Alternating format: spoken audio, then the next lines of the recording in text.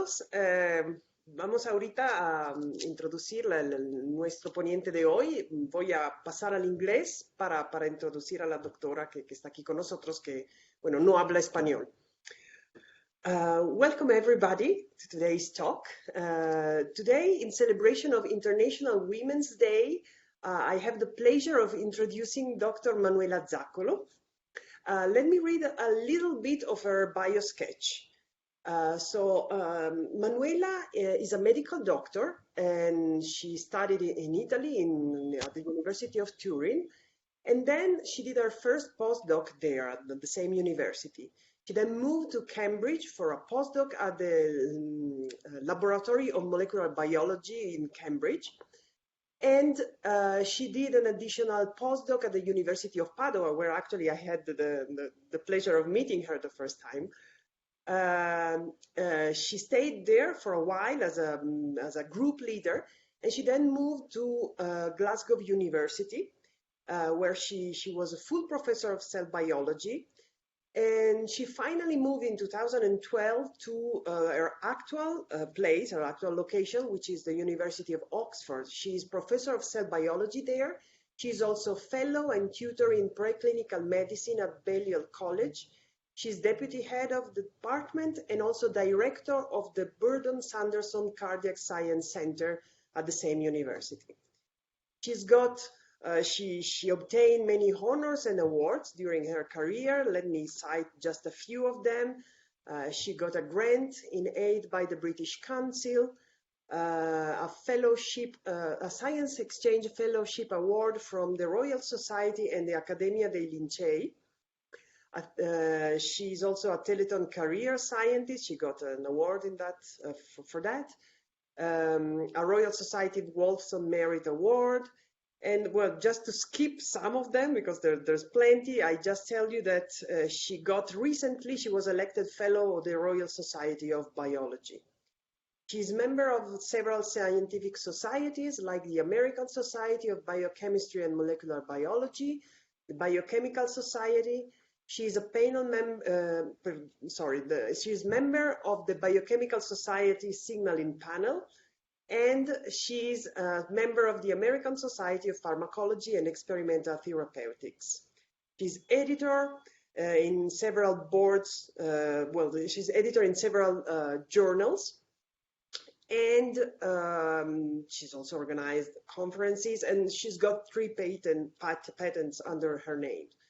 Author of 165 peer-reviewed publications and editor of several books. So I think now it's time to give her, space for her presentation. Please, Manuela, thank you so much. Okay, so I hope everyone can hear me well. And first of all, I would like to thank Valeria for this invitation to present some of the work that we are doing. I'm particularly glad that she invited me in the context of the celebration of Women's Days, and so I'm really very happy to be here and to have this opportunity to discuss some of our work. So my laboratory is interested in the fight or flight response, and I'm sure this is something that you are all very familiar with. This is a physiological reaction that is triggered when we face a situation of stress, either a physical stress or emotional stress. And this reaction is triggered by the amygdala, which here at the base of the brain, which then signal through the sympathetic nervous system to a number of organs in our body, including the heart. And the work that we do is focused on this response in the heart. So this fight or flight response not only is triggered in a situation of emergency, but is also involved in everyday activities, such as when we exercise, or even when we walk up the stairs, or when we get up from bed. And is also affected in pathological conditions. So in my next slide here, I just want to give you a little bit more detail of how the fight or flight response works in the context of the heart. So when this pathway is activated, you can see here in every cardiac myocyte, so in every cell in our heart, there is a activation of the sympathetic system leads to release of the neurotransmitter noradrenaline, which binds to a specific receptor on the membrane of each cardiac myocyte. And this activation of this receptor leads to the synthesis of a second messenger called cyclic adenosine monophosphate, so cyclic AMP.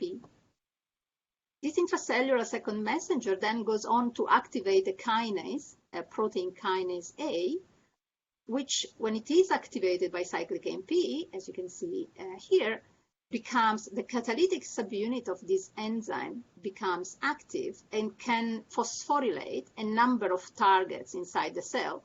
And this results in an increase in heart rate and an increase in force of contraction of the heart, which is what we want to achieve, if we have to fight or run away from something. So an increase in heart rate and an increase in force of contraction.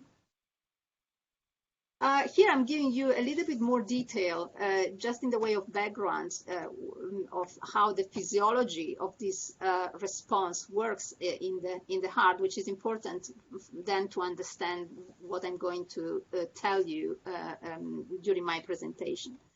So when our heart contracts and relaxes, each cell within the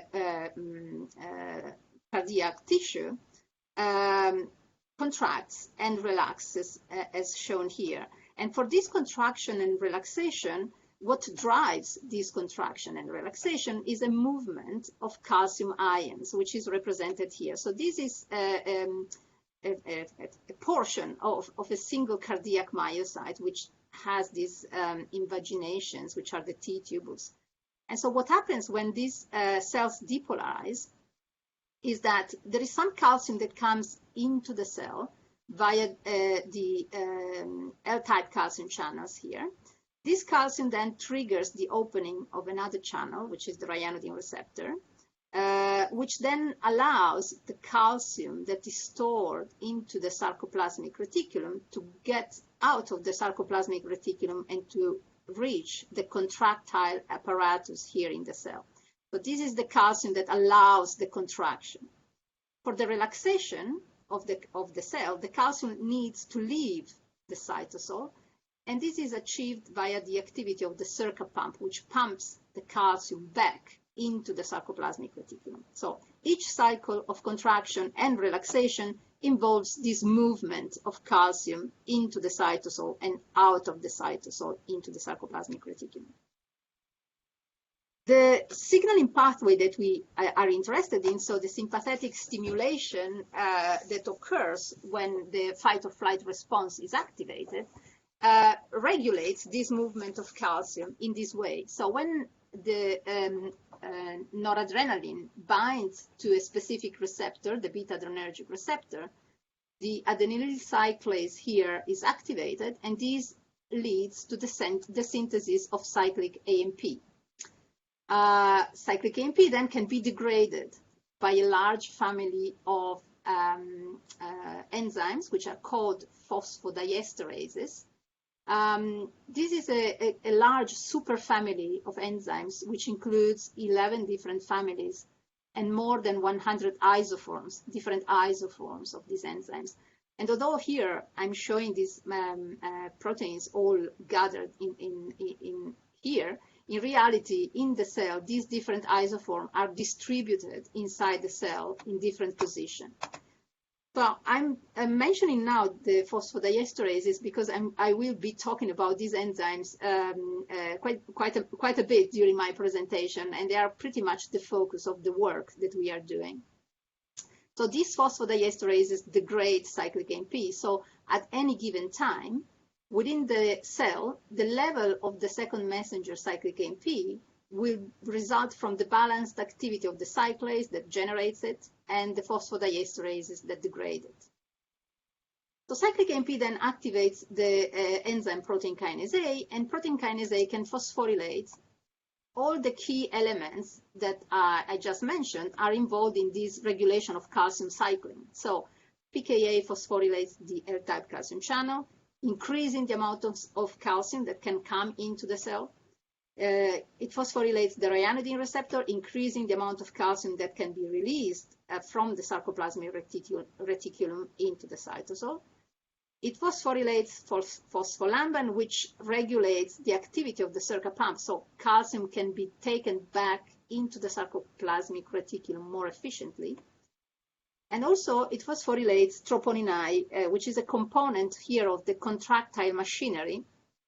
And this phosphorylation results in a reduced affinity of the contractile apparatus here for calcium. So this phosphorylation promotes relaxation.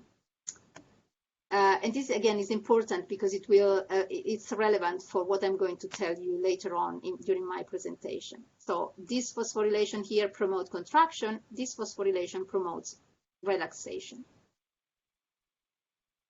The signaling pathway that we are interested in is dysfunctional in condition of heart disease, and this is one of the reasons we are interested in understanding exactly how this pathway works. And many of the medications that we currently use in the clinic to treat cardiac disease target this pathway. However, these medications still have many side effects, and in fact, they are ineffective in quite a significant proportion of patients, particularly those affected by a form of heart failure, which is called heart failure with preserved ejection fraction, which means that the problem is not so much in the contraction of the heart, but the problem is in the relaxation of the heart. And for these patients that suffer from heart failure with preserved ejection fraction, currently there is no effective medication. And so this is why we are interested in understanding how the signaling pathway works, with the ambition of trying to develop better treatments for cardiac disease. So one problem with this signaling pathway is that the signaling pathway is extremely complex. So not only in cardiac myocytes, not only activation of the beta-adrenergic receptor leads to generation of cyclic AMP, but these cells have many other receptors, all of which can lead to the synthesis of cyclic AMP. So we have adenosine receptors, prostaglandin receptors, histamine receptors, glucagon receptors, glucagon-like peptide receptors, and so on. Activation of all these other receptors also leads to an increase in cyclic AMP. The other aspect of the complexity of this system is that protein kinase A is a very promiscuous enzyme. And so PKA can phosphorylate not only the proteins that I mentioned earlier, but protein kinase A inside each cardiac myocyte can also phosphorylate a myriad of other targets. And these other targets include metabolic enzymes, proteins involved in apoptosis, which is a form of cell death, a large bunch of different transcription factors that can activate gene transcription, and so on. So one question in the field has always been, it has been for many, many years, how can the system actually work? So how does the cardiac myocyte know that when an increase of cyclic AMP occurs, these are the phosphorylation that we want to achieve to increase rate of contraction and strength of contraction, but we don't want necessarily to activate all these other targets of protein kinase A. So how does specificity of response work? When I go for a jog, when I exercise, I definitely want my heart to beat with the increased frequency and with increased force of contraction, but I definitely don't want my heart to start the transcription of a new set of genes. So how is this specificity of response achieved if all these different functions are all mediated by the same intracellular second messenger, cyclic AMP. Well, over the years, we learned that this specificity is achieved by a compartmentalization. And I'll try to illustrate what I mean by compartmentalization in this slide here. So you can see here that the different components that are involved in the transmission of the signal are organized in multi-protein complexes with different components and which are localized to different subcellular locations. And each of these multi-protein complexes, which we also call signalosomes, each of these signalosomes is involved in the regulation of a different function. So, for example, this signalosome here, which involves the L-type calcium channel, is involved in the regulation of calcium influx. This other signalosome is involved in the regulation of potassium efflux. This one is involved in calcium reuptake into the sarcoplasmic reticulum, and so on. So each of these different signalosomes is in charge of controlling a specific function. And the key feature of these signalosomes is the presence of an anchoring protein, which we call an ACAP for A kinase anchoring protein. And these ACAPs can anchor protein kinase A in proximity to a specific phosphorylation target, so that when cyclic AMP increases locally, as indicated here by this red halo, PKA is activated locally, and this PKA will phosphorylate preferentially a target which is localized in close proximity. So activation of this PKA will lead to local phosphorylation and not to phosphorylation of PKA targets which are localized in other subcellular sites. So the organization of these signalosomes provides a mechanism whereby the signal can be delivered locally. Clearly, for this system to work, cyclic AMP also needs to be localized, because if cyclic AMP would increase homogeneously inside the cell, then there would be no advantage of having the effector PKA localized in different locations, because all the PKA subset would be activated simultaneously. And so we were able to demonstrate now quite a few years ago that indeed cyclic AMP is also localized or compartmentalized. And the way we were able to demonstrate that was by using genetically encoded reporters that can measure cyclic AMP changes inside intact living cells. And these reporters exploit the phenomenon of fluorescence resonance energy transfer. This, as some of you I'm sure are aware, is a physicochemical phenomenon whereby the excited state energy of a fluorophore that acts as a donor can be transferred by resonance to a fluorophore that acts as an acceptor, provided the donor and acceptor are close enough in space for this phenomenon to occur. So here you can see the sensor basically is made of a cyclic AMP sensing domain here, which is sandwiched between a cyan and a yellow variants of the green fluorescent protein. And for this sensor, in the absence of cyclic AMP, the conformation of the sensor is such that CFP and YFP are close enough to each other, so that when we excite the CFP, part of the excited state energy of the CFP is transferred by resonance to the acceptor YFP, and the YFP can emit yellow light. When cyclic AMP binds to the cyclic AMP binding domain here, there is a conformational change in the cyclic AMP binding domain, such that the two fluorophores now move apart from each other, and now the distance is too large for FRET to occur. So when cyclic AMP is high and it binds to the sensor, excitation of the donor here leads to emission from the donor, but no emission from the acceptor. And here you see an example of how the sensor works in the cell. So this is an image of a cardiac myocyte that expresses one of these sensors. And this is the image in the cyan channel and the same cell image in the yellow channel. And this is a pseudocolor image of the same cell, where we are showing the in pseudocolor, according to this color scale, the ratio between the emission from the donor and the emission of the acceptor, which is then a measure of the amount of cyclic AMP that is bound to the sensor. And if I run this, you will see that this is an experiment where we are applying an agonist of the beta-adrenergic receptor, which will result in an increase in cyclic AMP. And if I run this again, you will see that in the initial part of this experiment, the red signal, which indicate an increase in cyclic AMP, is predominantly localized on these striations, on these lines that you see here.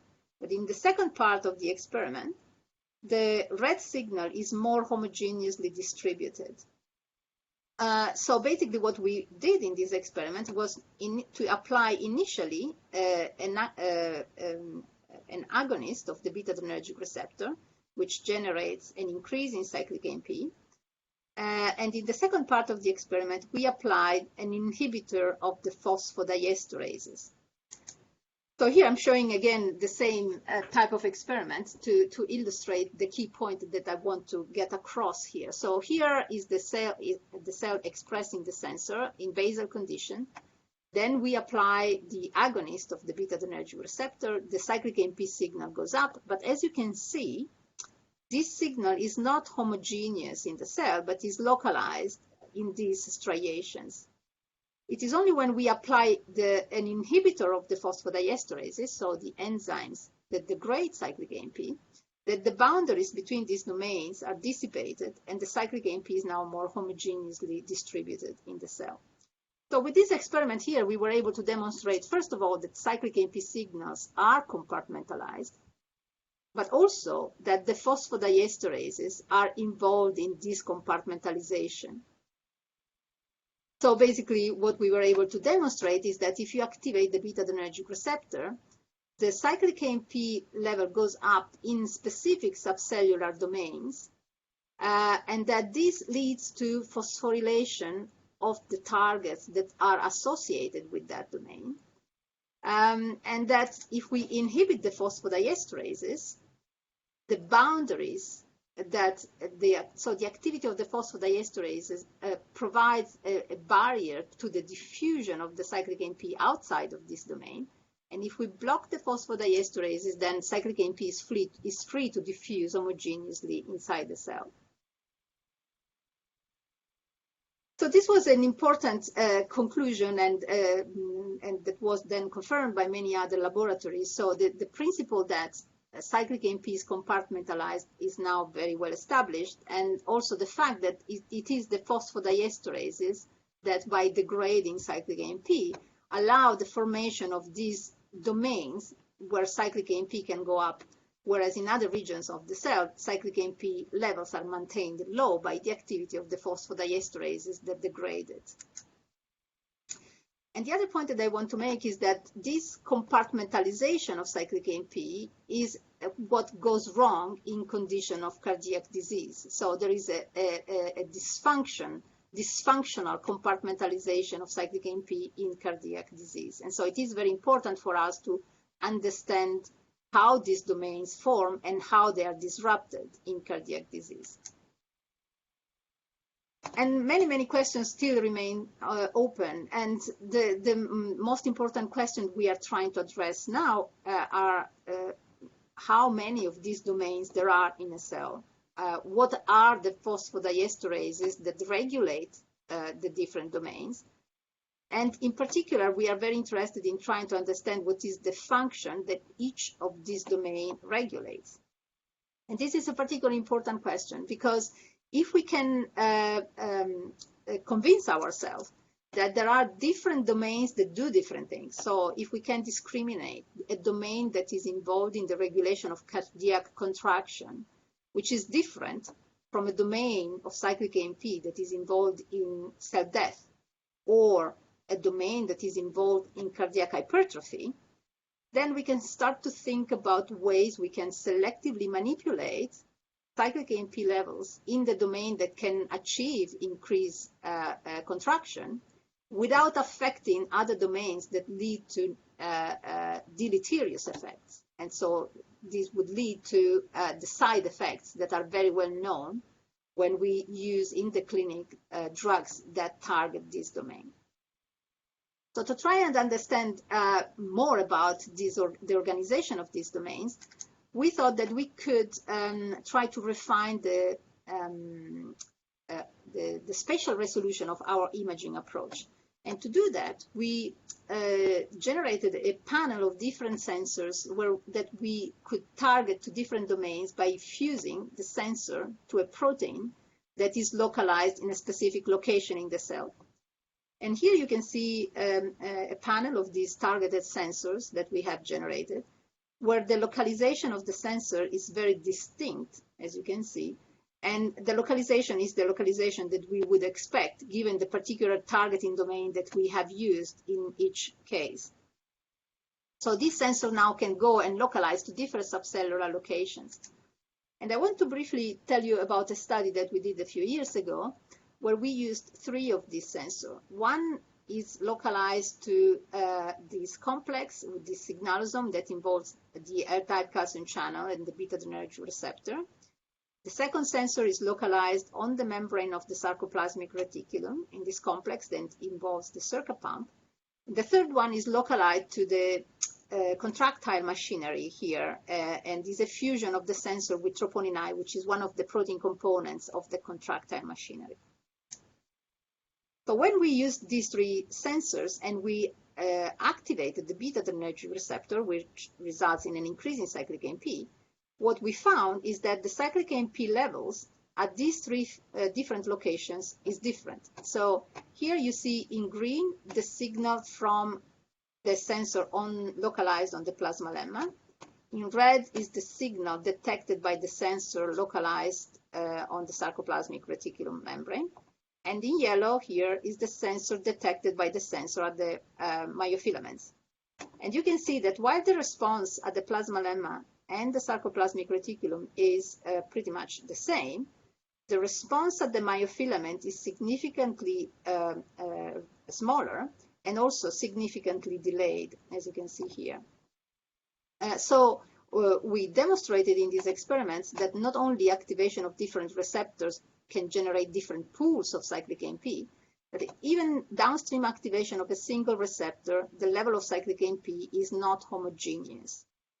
Again, this heterogeneity in the cyclic AMP signal depends on the activity of the phosphodiesterases, because when we block the phosphodiesterases, again, the signal at the 3 sites become identical.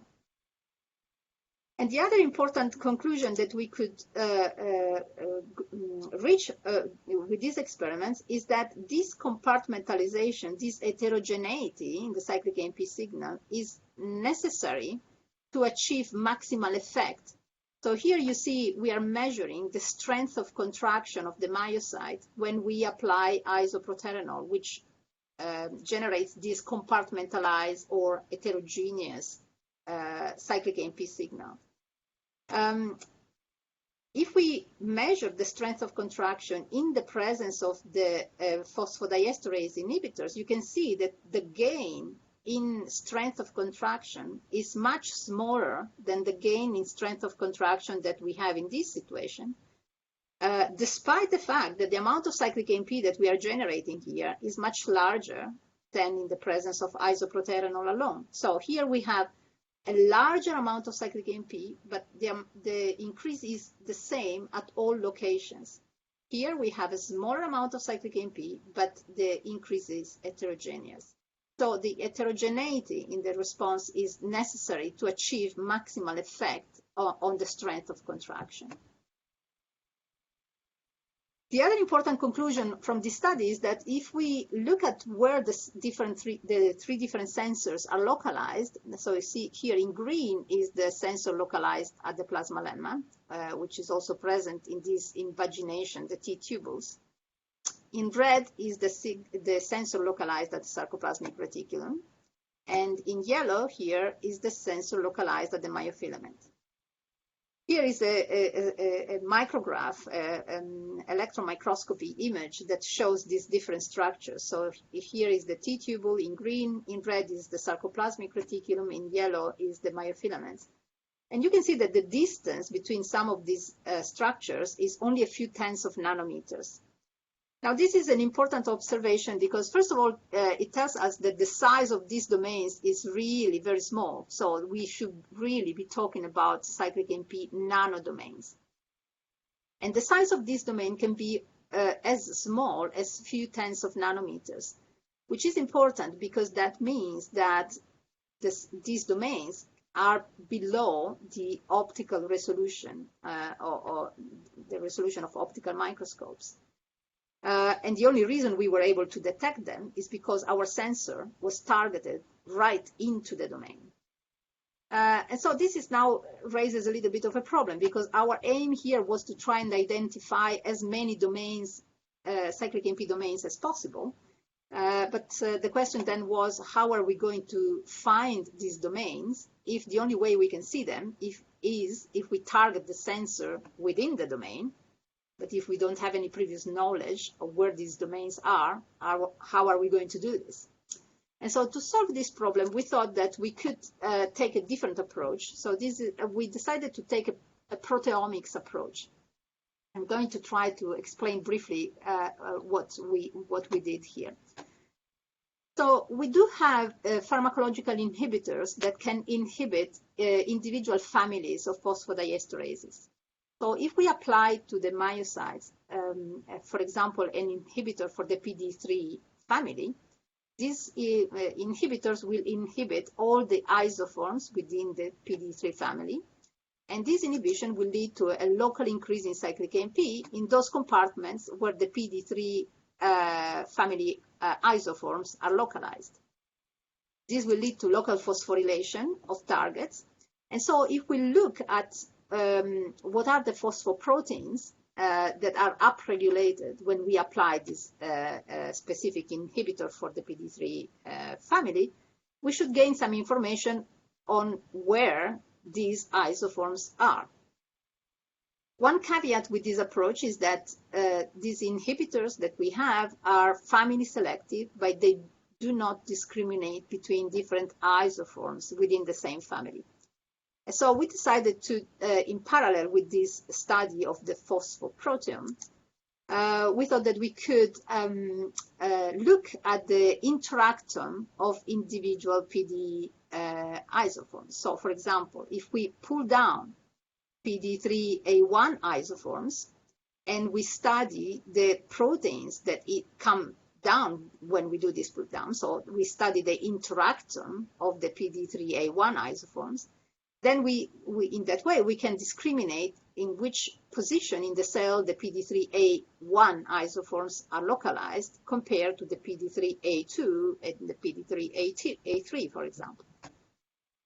So this is the type of results that we can obtain from this type of analysis. And to cut a long story short here, by comparing then the data that we obtain from the study of the phosphoproteomes and of the interactomes, we can identify individual proteins that we find simultaneously in the interactome of a specific PD isoform and in the phosphoproteome that is elicited when we inhibit that particular family. So if a protein is simultaneously present in the interactome of a specific PD isoform and its phosphorylation is increased selectively when we inhibit that family, we think that this is a very, very good indication that that particular protein very likely pinpoints a new cyclic AMP nanodomain that is under the control of that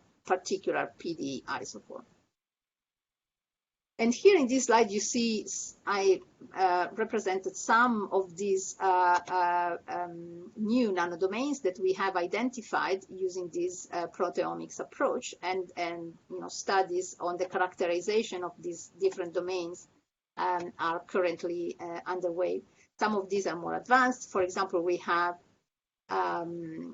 recently published a story where we demonstrated that there is a new nanodomain that is previously unknown, cyclic AMP nanodomain, localized at the inner mitochondrial membrane, which is regulated by the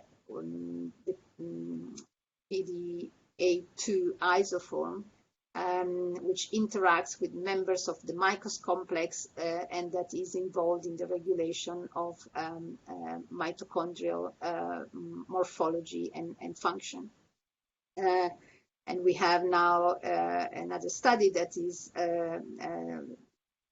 developing in the laboratory at the moment, where we found interaction of one of these PD3A1 isoforms with transcription factor in the nucleus, which is responsible for the regulation of pro-hypertrophic genes. But in the next few minutes, what I would like to tell you a little bit more about is about a new nanodomain that we have identified at the contractile apparatus here, which we are particularly excited about and that we think may lead to the development of new therapeutic strategies for the treatment of heart failure. So I told you before that when we measured the cyclic AMP response here at the myofilament, we found at the response to application of an agonist of beta-adrenergic receptors, we found that the cyclic AMP response at the myofilament was smaller compared to the response at the plasma membrane or at the sarcoplasmic reticulum.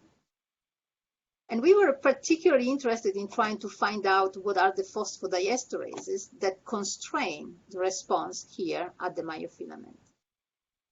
So this is a project that Inki in the laboratory took on, and what he did here was to combine the use of our sensor that is targeted to the troponin protein, as I showed you before, but he wanted to explore more in detail what is happening in terms of cyclic AMP at the level of the myofilament. So he also generated a fusion of the sensor with another protein, which is also localized at the myofilament, which is called myosin-binding protein C. I want to point your attention to the fact that the distance between these two structures is only about 30 nanometers. But now Inki had a sensor that could detect the changes in cyclic AMP here at the level of the troponin complex, and another sensor that could detect the changes in cyclic AMP at the level of the myosin-binding protein C here. And again, to cut a very long story short, what he found is that there is a specific regulation of the cyclic AMP levels at the level of the troponin complex, which affects cyclic AMP levels at troponin I without affecting the cyclic AMP signal at the myosin-binding protein C.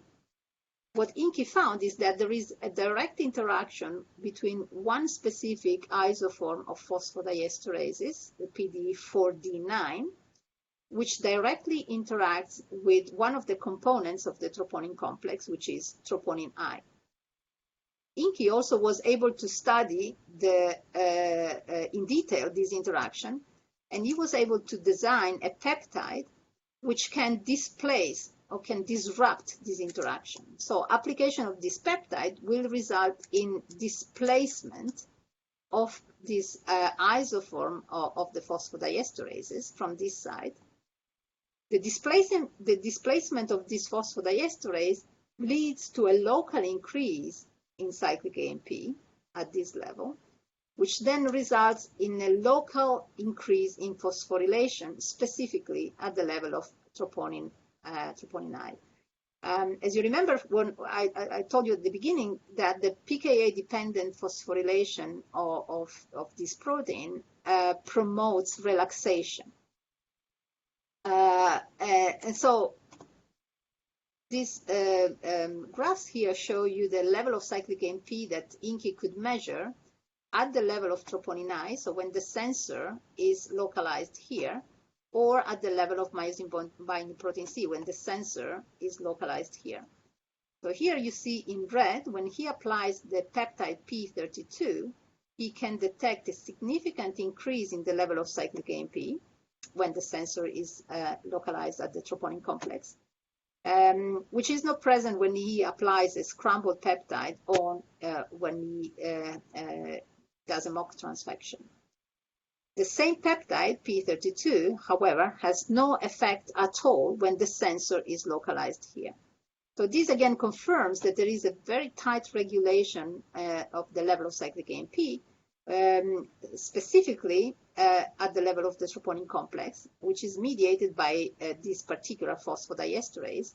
And this does not affect a protein which is only about 30 nanometers apart. So confirming again that the regulation of cyclic AMP signaling is very, very tightly regulated within a few tenths of nanometer range. A recent result that we had, which we are really very excited about, is that we could confirm that the application of this peptide 32 can increase the relaxation response when we test these in cardiac myocytes in vitro. So application of P32 can induce increased relaxation. And this also translates, as you can see here, in an increase in isometric response. So the fact that P32 can promote relaxation also translates in more forceful contraction. So we are very excited about these findings because, as I mentioned before, there is a significant proportion of patients affected by heart failure with preserved as ejection fraction, where the problem is not the contraction of the heart, but the problem is the relaxation of the heart. And for this group of patients, there is currently no effective treatment. And so we think that the ability that now we have to selectively modulate the level of cyclic AMP at this site, and so selectively modulate the phosphorylation uniquely of this target protein, may provide a way to promote relaxation in these patients. And so now we are starting a new series of experiments where we are testing different ways we can deliver this peptide in cardiac myocytes. The studies we are doing at the moment are in vitro, and the plan is then to move, if the in vitro experiments work satisfactorily, then the plan is to move to test this peptide in animal models to confirm in the intact organism that indeed there is a beneficial effect of displacing this particular enzyme from this complex. Manuela, 5 minutes, please. Yeah, I actually think this is all I had for you today. So my last slide is just to show a picture of my group here. And Inky, I already mentioned, he's been involved in these studies looking at peptide 32, and other people are involved in a number of different experiments. And here is a list of our collaborators. I should mention in particular George Bailey from the University of Glasgow, who helped us to design peptide 32. And these are some of our funders. And with this, I'd like to thank you all for your attention, and I'm very happy to take any questions if you have any questions. Great, thank you very much.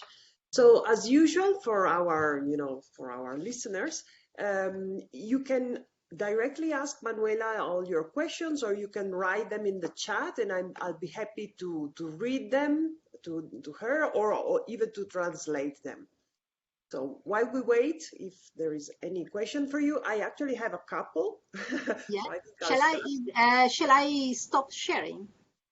As you or like. It doesn't actually change. okay, That's as you prefer. I think we can still, look at your collaborators. good. So my first question perhaps is a little bit uh, easy to expect in a way, depending on what you said, but I'm actually very curious about that.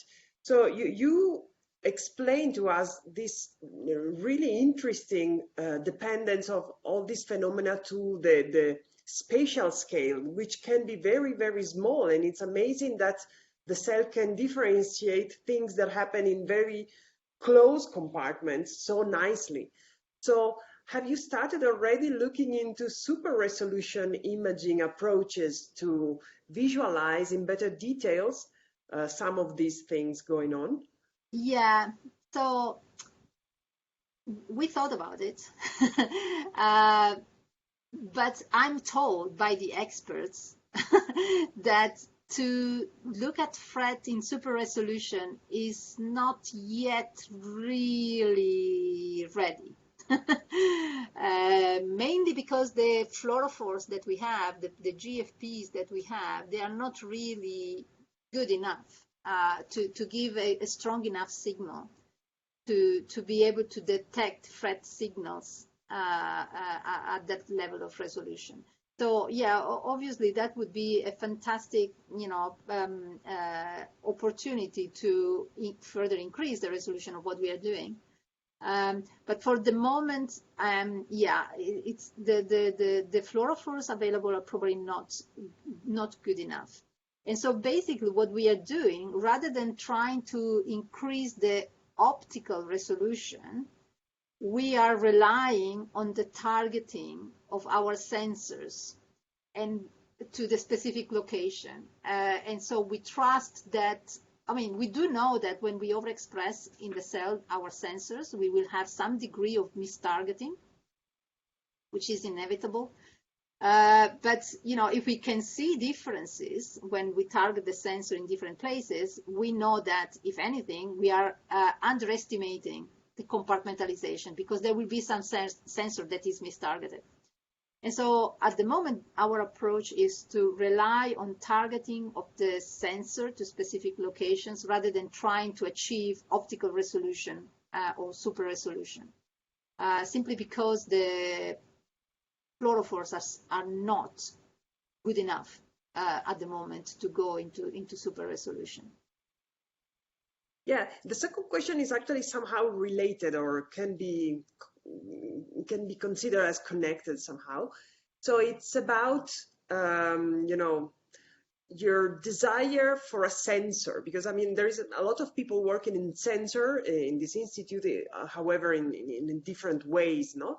But if you could express the desire for an ideal sensor. So I know that your sensors are working very fine, very well anyway. But if you could create an ideal sensor for your phenomenon, which are the characteristics that you would, enlist or that you would ask for it?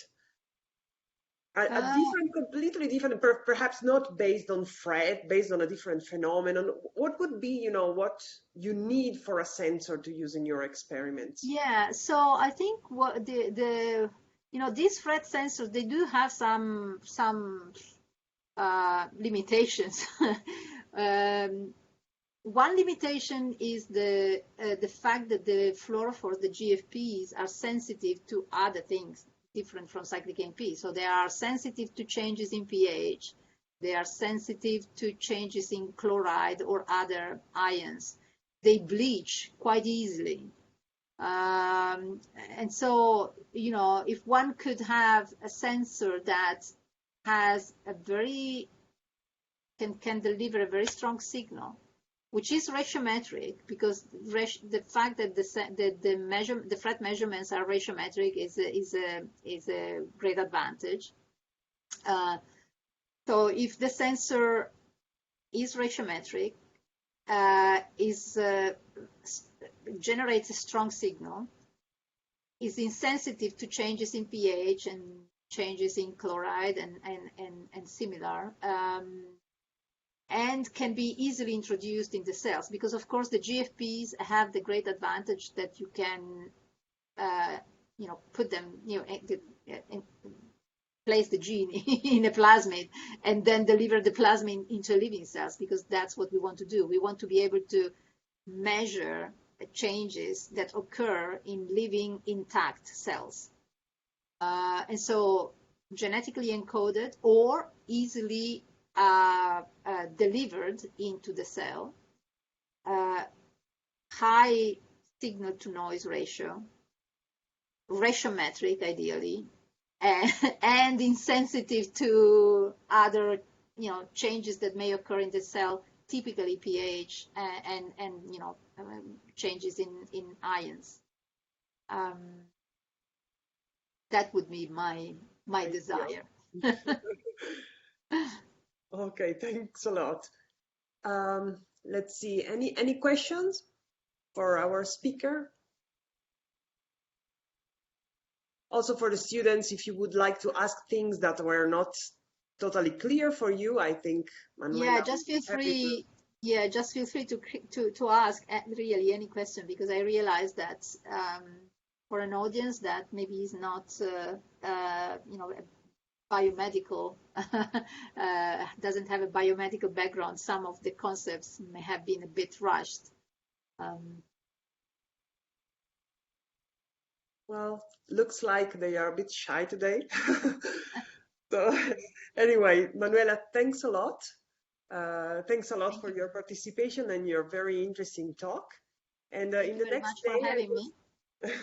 In the next day, I will send you by email a little, like a, I don't know how to say that in English, like Italian. Proof of your, yes, like a thank note and a proof of your participation in this talks. Okay, thank you very much. Thanks, Manuela. Thanks to all of you. Thank you, everyone, for listening. Bye-bye.